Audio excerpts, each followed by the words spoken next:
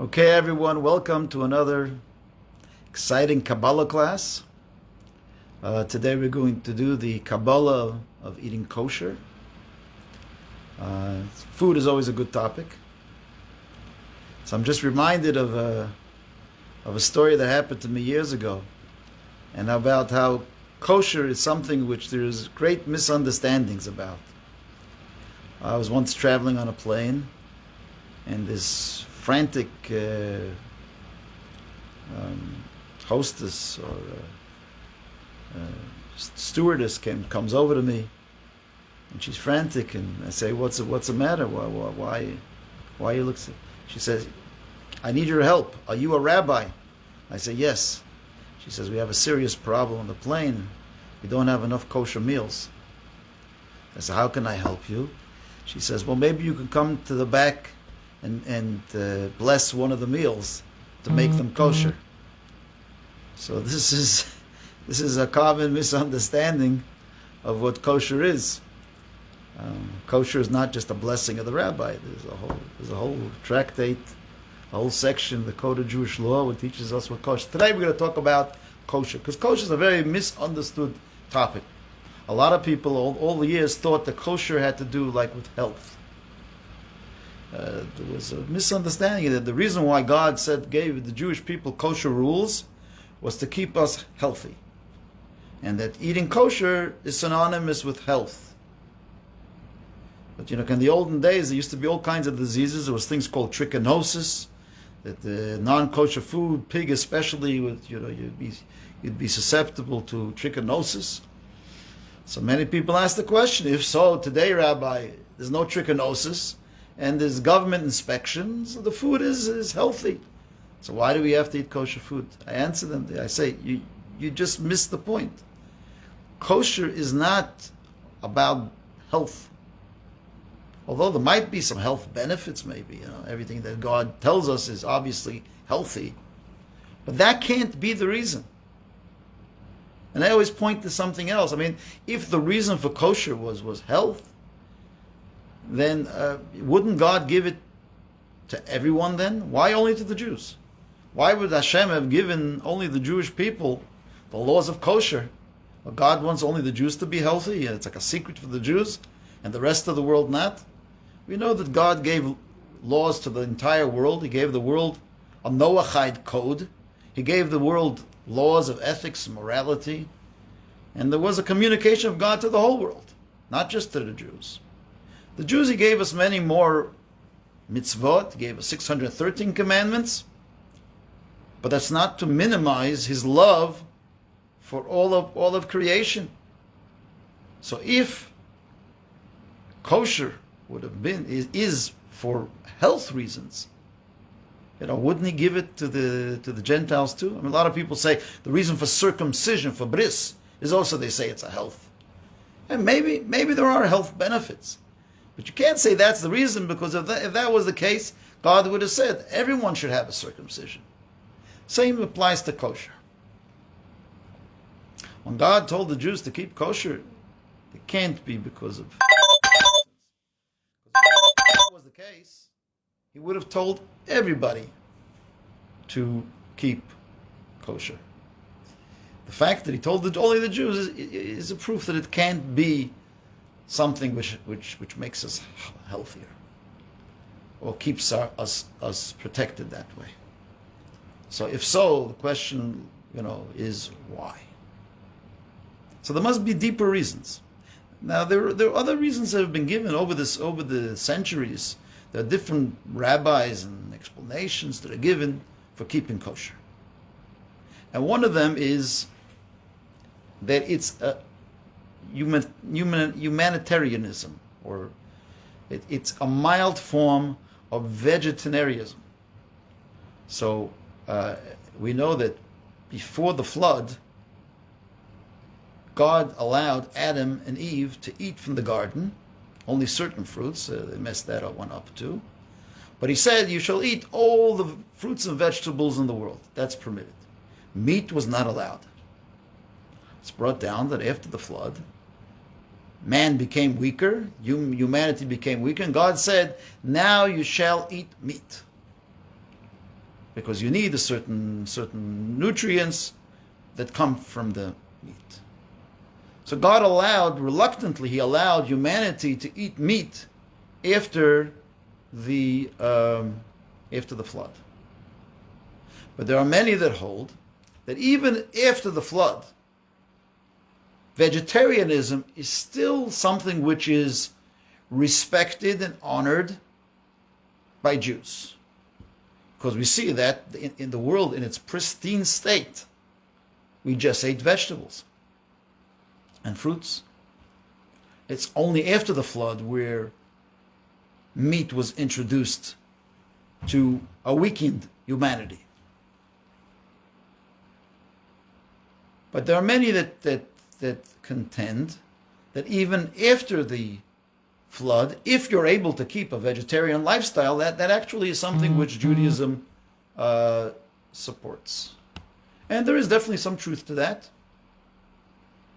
Although we know that the Torah speaks about bringing animal sacrifices, and the Torah speaks about on Shabbos and Yom Tov, it's a mitzvah to eat meat, and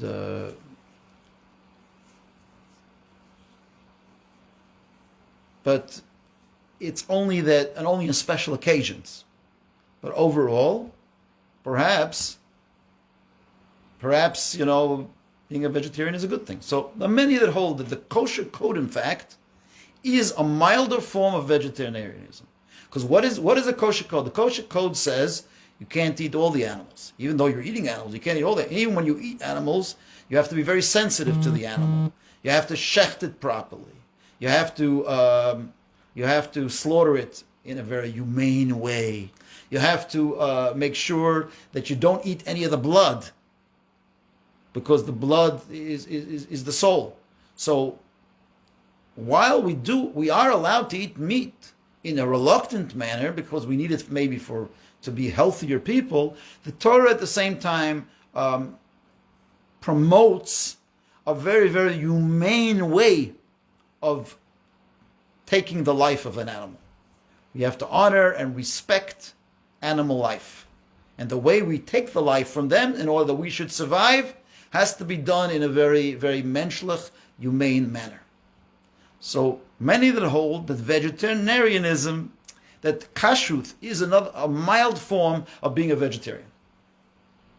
But that too still doesn't really add up completely, because if that was the case, if it was about humanity and being humane, he would have then promoted it by most of the world who are not Jews. God would have said to them too, right? Again, we know that Gentiles, part of the Noahide code is not to be cruel to animals. So they have part of that. So why not give them also kosher? If kosher is really a higher form of not being cruel to animals, give it to them too. So it can't be just health. It can't be, although there might be some health benefits, it can't be just a vegetarian program here, even though there might be some of that in kashrut.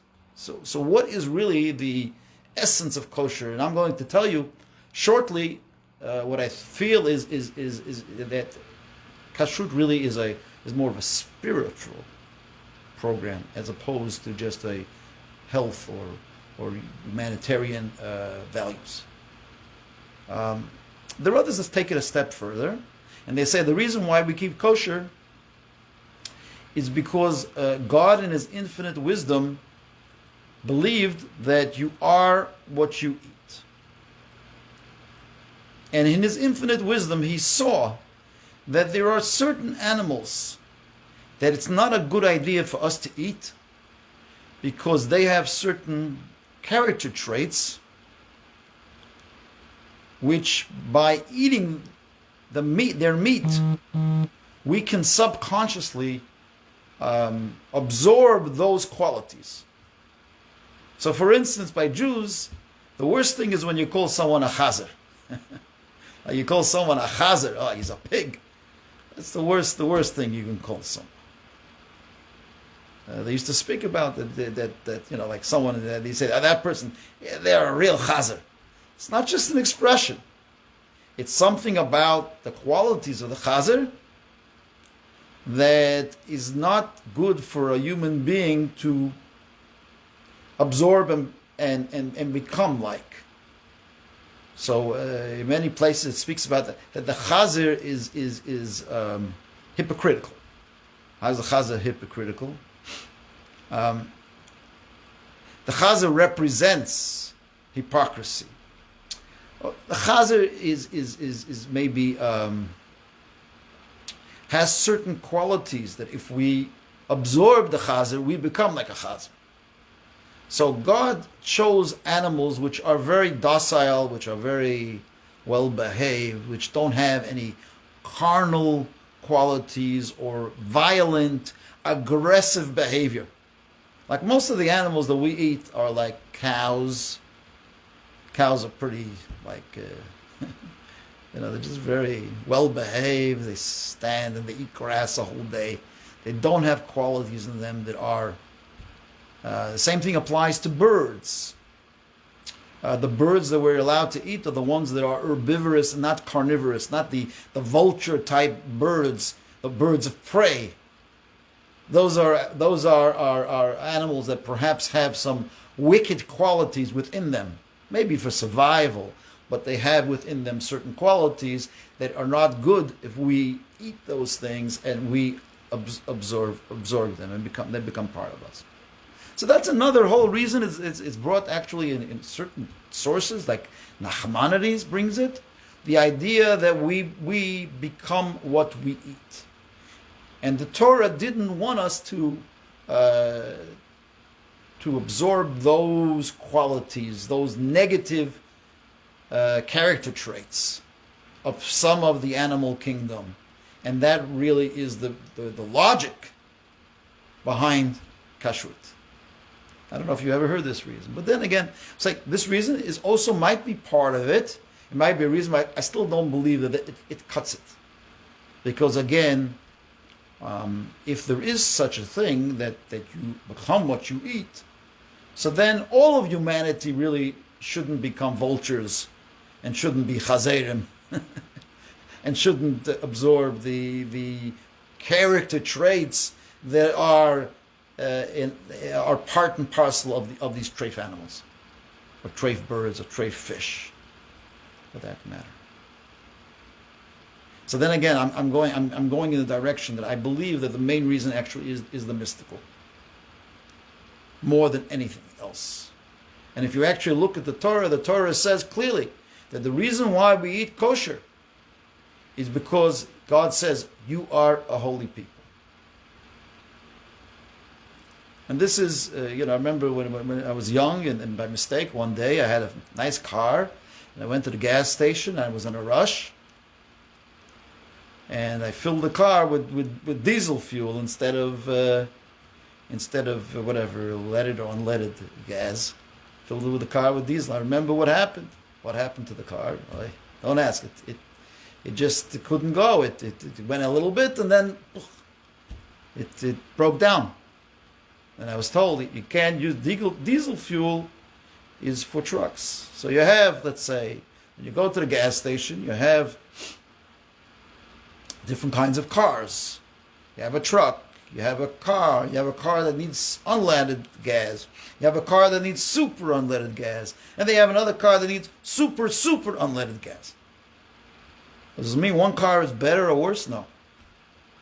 All it means is that the creator of the car tells you that in order for you to maximize and to function properly and to be able to drive smoothly and to be able to get the best out of the life of the car, you need to use a certain kind of gasoline. Otherwise, it won't work. And I believe that in the same way, Hashem knows the physical bodies of everyone, but He infused us with a soul. And we have what's known as a Yiddish neshama. We have a Jewish soul. So God understood that for the Yiddish neshama to function properly, He says, for you are a holy people. What does it mean, a holy people? A holy people means that God created us in a certain way that he calls holy, that we need to have the holy diet. What's the holy diet? It's kosher. What is kosher? Like I say, obviously there might be health benefits. There might be humanitarian benefits. There might be also good character traits that you're getting from the animals. But most important, for your soul to function properly in this world, and for you to be able to maximize your physical / spiritual experience in this world, you need to eat kosher food. So kosher food really is soul food. For the soul to succeed and to flourish and to shine in this lifetime, kosher food is the way to go. If you don't eat kosher food, you won't be able to have smooth sailing. You won't be able to, the non-kosher food is contrary to the ability to express your Yiddish neshama. And what it will bring about is callousness and coarseness to the soul. And that the soul will not be able to shine through the human body because it's being blocked. There's blockage that's being created by the non-kosher food. So this has nothing to do, well, it has some to do maybe, but mostly not to do with health, mostly not to do with vegetarianism, mostly not to do with even physical character traits, but to the larger degree, and most of what it is spiritually these, the kashrut code is there to make our soul breathe. If you want your car, like I tell you, you use the super unleaded gas for this car, the car will drive perfectly. You know? And this kind of a car, which is the Jewish car, needs to have the Jewish diet. It doesn't mean the other diet is not okay. It's okay for other people. It's not good for us. Because we are a holy people. So for our soul to be in sync with our body and with us, and for it to be able to succeed in this world, God knows our soul. He knows what it's made of. He knows what it needs. And it needs those nutrients to make it kosher. Now, I want you to tell you something very, very deep about food. We all know that Jews, food is an important part of our life. Right? To everyone it's an important part, but for Jews, you know, Yontif, Shabbos, everything is about the kishkis, the kreplach, the cholent, the gefilte fish. It plays a big role in our religion. Why is food so important in Judaism? You would think maybe, you know, I mean, we know there's some days you're supposed to fast. But we see that it's a mitzvah to eat on many important occasions. Whenever there's a yontif or a Shabbos, we're told, eat, my kind, eat, es. You know, the famous ship that the Jews came from Europe it's called SS mein Kind. Yeah, that was the name of the ship. Es, Yiddish mama always tells the kid to es. But we see that for Jews, eating is a very, very important part of what we have. So before we even get to kosher, which I'm going to speak a little bit more about the Kabbalistic side of it, and as I said, there's a lot of Kabbalah about kosher, because kosher really is the food that we need for our soul to function. But I just want to explain something very important about eating in general, because there's a big question on the whole concept of food, of eating. The way God created the world. Because why is it that God made that every species needs to live off a species with a lower level of conscious life? So the Kabbalists, they divide the whole world in 4 categories. There is the lowest level of life in the world, of visible life in the world, which is the inanimate kingdom. They call it the 4 kingdoms. The lowest kingdom is the inanimate kingdom. That's like rocks, earth, sand, minimal life. You look at it, you see no life, visible life. That's the lowest of the 4 kingdoms. You move up 1 kingdom, is called the kingdom of vegetables, of vegetation. fruits and vegetables, everything that grows, that you look at that kingdom, there is more life, obviously, than a rock. A rock never expands, never grows. It always stays exactly the same. But it has already some more life. You see in a vegetable, you see it growing. You see it. You don't see it immediately. If you look at a plant, you'll never see the life right there. But you'll come back the next day, you'll see suddenly there's some leaves. So you know there's life in it. So it's visible to some degree, not in any particular moment. But overall, we observe life in the vegetable kingdom. And then we have a kingdom right over that. The Kabbalah and the Chakira, they speak about the kingdom. The third kingdom is the animal kingdom. Animals, obviously, are a much higher form of life than just the vegetable kingdom. They have visible life. They're moving around. They also can feel. They have emotions. There's a lot more life going on in the animal kingdom than the vegetable kingdom.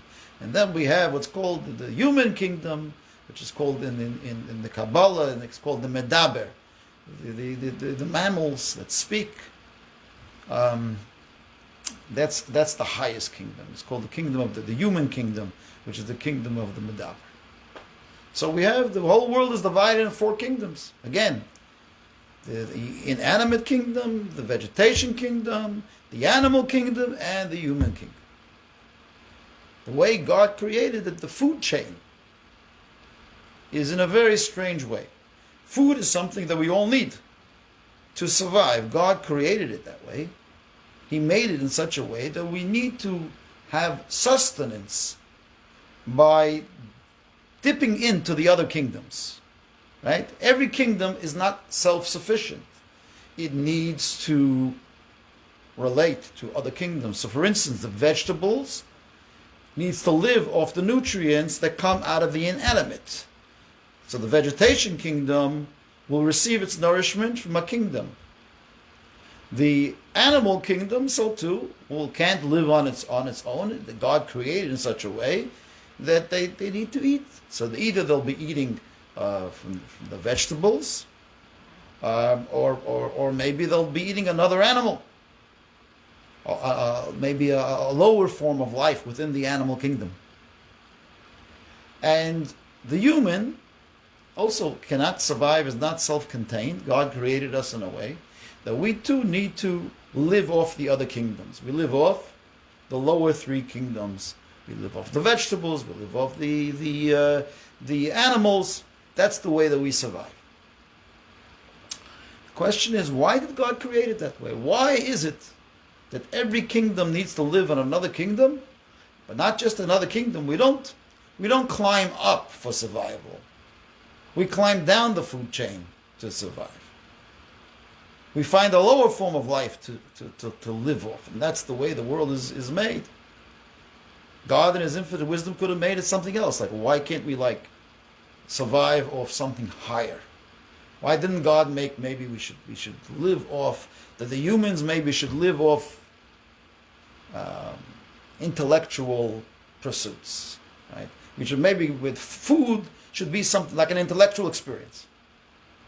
God in His infinite wisdom could have made it that way, that we survive. For us to physically live, we should be able to go and have some philosophical conversation, and that should satisfy our physical body.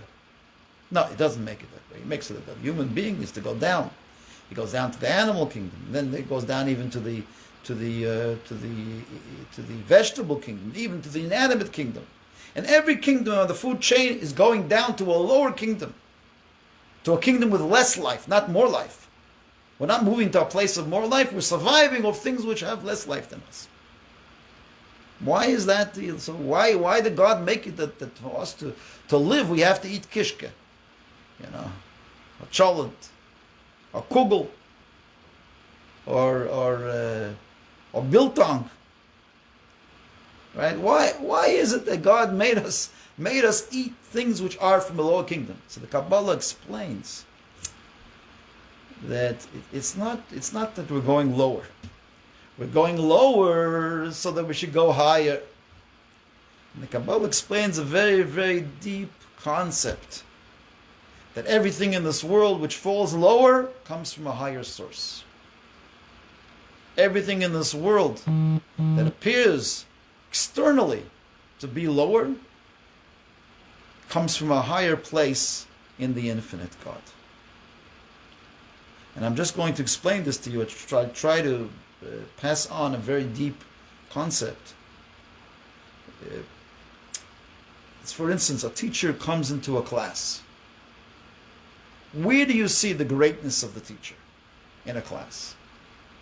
Do you see the greatness of the teacher in their ability to connect to the most brilliant kids in the classroom? Or is a teacher, the greatest teacher, the one that can engage even the child or the student that is farthest away from the teacher? That is the least knowledgeable in the class, that has the least potential. You know, you have some teachers that come into the classroom, big professors, they come into the class and they blow you away with their great knowledge. Wow, this guy knows a lot. But everyone walks out and nobody knows anything when the teacher's finished. And you have another teacher that comes in the classroom, a teacher that engages every student in the room and makes everybody enjoy, and in fact it brings it down to everyone's level, to the point that after the teacher leaves, the students are so enlightened that they wonder why they needed a teacher in the first place. It's so simple. That's a brilliant teacher. He's able to bring it down to the idea, to the students, the class, that they walk out and they say, I never needed a teacher. That's how simple it is. Genius teacher. Genius teacher is one who's able to bring his infinite knowledge to the simplest student, to the farthest corner of the classroom, so to speak. That's where you see the giant of the teacher, the genius of the teacher. Almost in the same way, now I'm going to go on like I'm teaching a little Gemara over here, almost in the same way. We can say that where do you see the genius of God is not so much in his creation of the human species, which is God-like, which can think godly ideas, the human being that has an intelligence and a brain and is able to connect to God. No, that's not where the genius of God is. The genius of God is when he's able to create a little vegetable, maybe a little rock, a little leaf, or a little rock, a little mushroom, whatever. Something that's very, very simplistic, a simplistic creation of the world. In the most simplistic creation is the genius of God. By the way, it's not so far out, because today quantum mechanics is teaching us that in the smallest speck of matter in this world, there is the greatest genius in it. I'm not going to go into quantum mechanics, but that's what they're teaching us now, that we're not even starting to understand the world. You think you can understand the astronomy and look up to the sky and you see the world is so big and so expansive. Forget about the big world. Go down into the smallest speck of atom and cut it down to 1 billion pieces.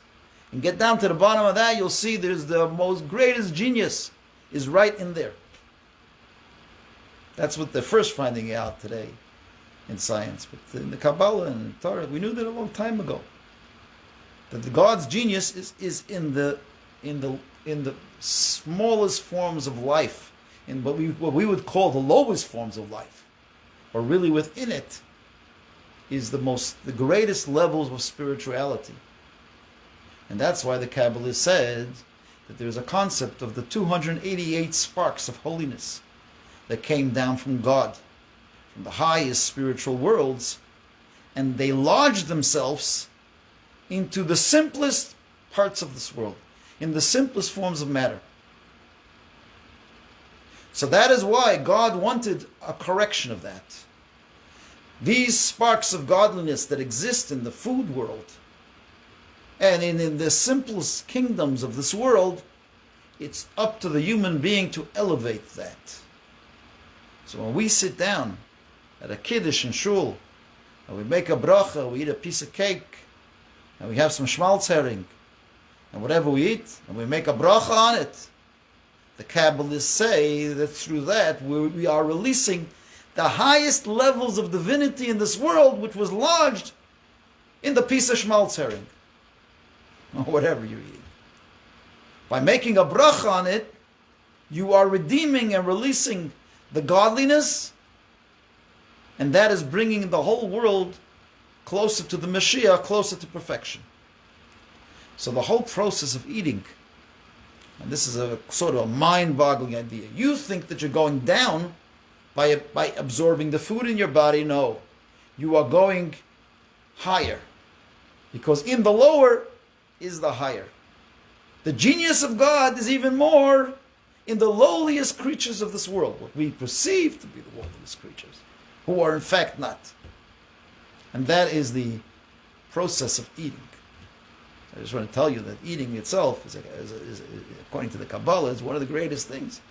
And that's why many people are careful to eat food, a lot of food, to make a lot of brachas, because eating is a sanctified process. And God wanted it that way. It was meant to be. Not just for survival of the body, but also for the elevation of the soul. When we eat, we're not just sustaining our physical body, but more than that, we are collecting those sparks of holiness that exist in the lowlier parts of this world. We are extracting them and making them part of us, that afterwards, when with that strength, with those nutrients, we go and we do a mitzvah, we have released and redeemed the highest forms of God lodged in this world. I hope I didn't lose you on that idea, but it's quite, I think it's a riveting, powerful idea that you have to wrap your mind around. And when you understand that, after you finish this class, you go right away and have a bowl of ice cream. Because not just to sustain your sweet tooth, but also to elevate the sparks of godliness that's in the food. Okay, but getting back to our kosher class, which now we're on to kashrut.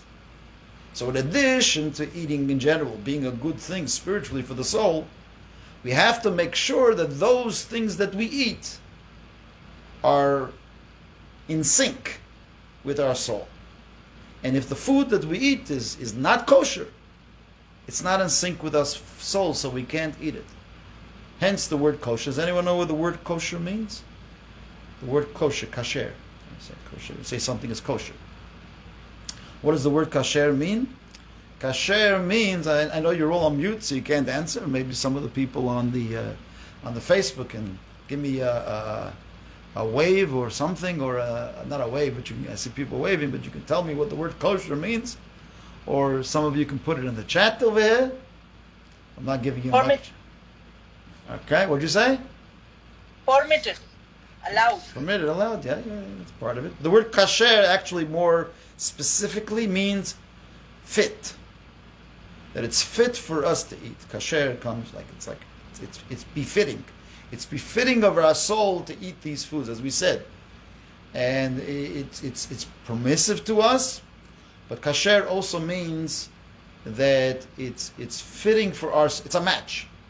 So everything we have in life needs to be a match. When we eat non-kosher food, it's not a match to our soul. When we eat kosher food, that is a food that is matching our soul. Like we said, our car needs the super unleaded gas. And that is the Torah diet. So the Torah gives us a particular diet and tells us, when you eat these foods, your soul will be at ease. Your soul will feel like it can flourish. I know that there were many people that had doubts in God, Sveikis and Amunah. And they came to the Rebbe and they asked, why is it that we have these questions so many questions about God?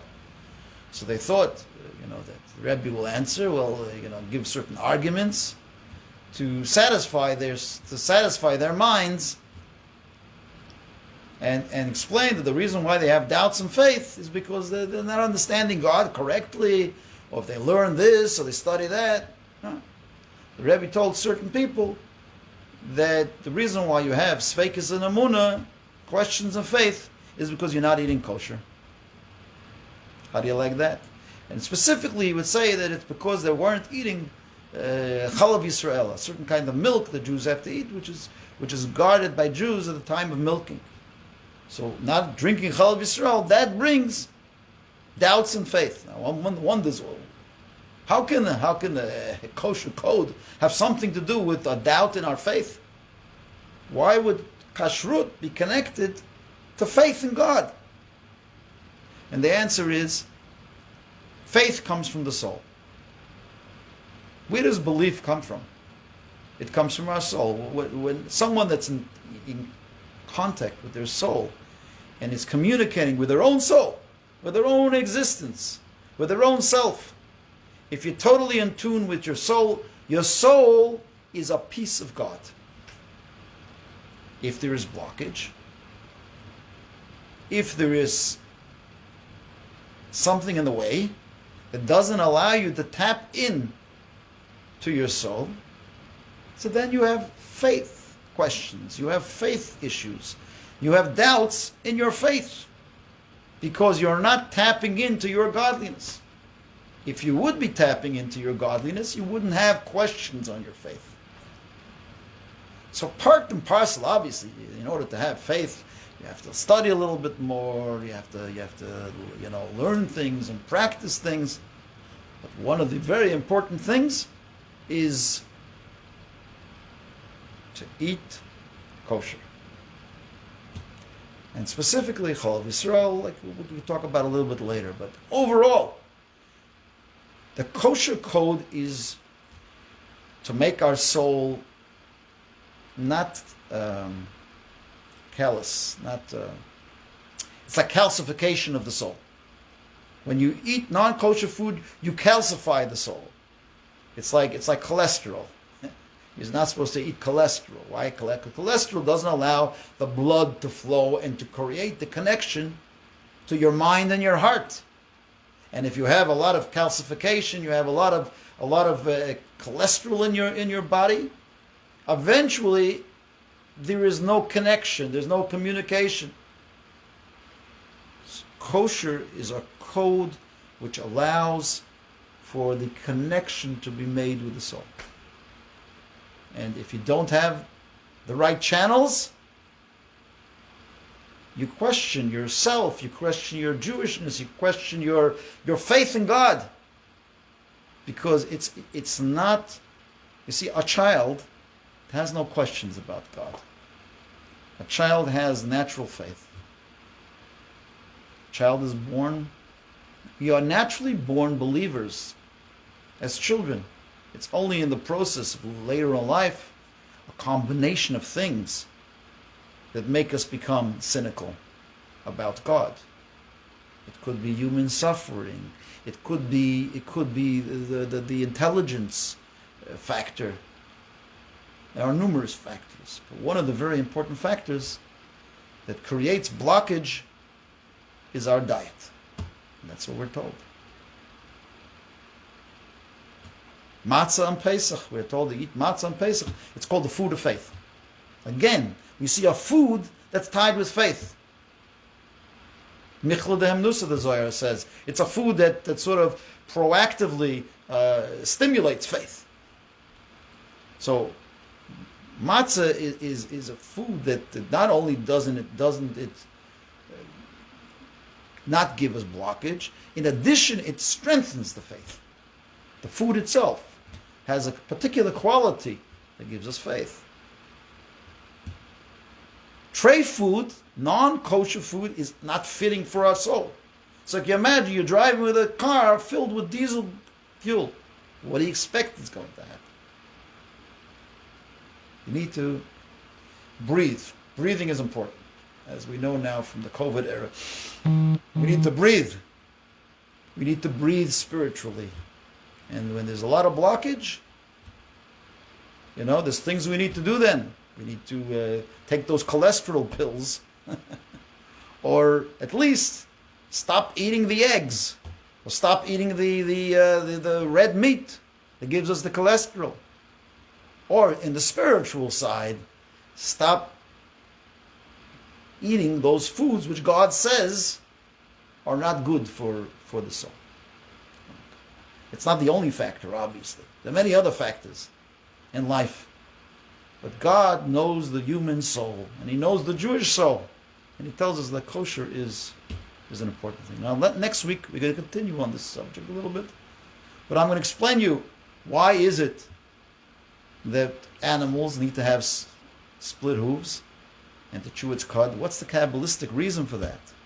Why do kosher fish, need to have fins and scales? Why birds, the herbivorous birds mostly, not the carnivorous birds, are forbidden? What is it about not eating the blood of an animal? What is it about the particular way that we slaughter an animal? What's the mystical significance of all these things? What is the mystical significance of not mixing milk and meat? What does that have to do with anything? How does that affect our soul in an adverse way? Okay, I'm going to give you some of the ideas. But today, this week, we covered, I think, pretty well the premise of kashrut and how all the other reasons fall short. The health reason, the humanitarian reason, the good quality reason. Main reason seems to be standing is kedoshim. To be a holy people, God gave us a holy diet for our soul to flourish. And we spoke a lot about eating in general, just to wrap up what we spoke about the different kingdoms and about how every kingdom needs to come onto the lower kingdom, because in the food there is great divinity that our soul takes from those foods. So again, the two ideas really feed into each other. Because when we're saying that there's great divinity in the food, so the food gives us faith. Not just that it allows us to tap into our soul, but we have a direct connection through the food to the divine sparks that exist in those other kingdoms. So there's lots of stuff going on. Nothing on the surface, everything beneath the surface. And we wish everybody a great Shabbos. Tomorrow we have a program at 3:50. We have the pre-Shabbos get-together. We have a special guest from New York, a rabbi who is, his organization is very involved in helping many Jewish children who are being kidnapped in Israel. We'll hear from him on tomorrow, and we also have our usual singers. We have with us also Rabbi and Esther Gitlin, who are back from New York, who will be joining us via Zoom tomorrow at the program tomorrow. So that's tomorrow at 3:50. And we look forward to seeing you all next week. But meanwhile, we'd like to, if anyone has any questions, please feel free to unmute yourself and ask the question, please. Thank you, Rabbi. Good Shabbos. Was that the question or the answer? Rabbi. The answer. Anyone? What about the annual general meeting tonight? Oh, don't forget, tonight there's an annual general meeting. For those who want to see the health and well-being of our synagogue, come tonight to the AGM. Yeah. The AGM stands for Alt, Gesund und Meshuggah. It's annual general meeting. Any other questions? Right. Anybody? That's it. Thank you very much for your great class. Thank you. Okay. Yeah. All a pleasure. And Rabbi, yes, go ahead. can I ask a question going back to the whole idea of mezuzot and kashrut and Right.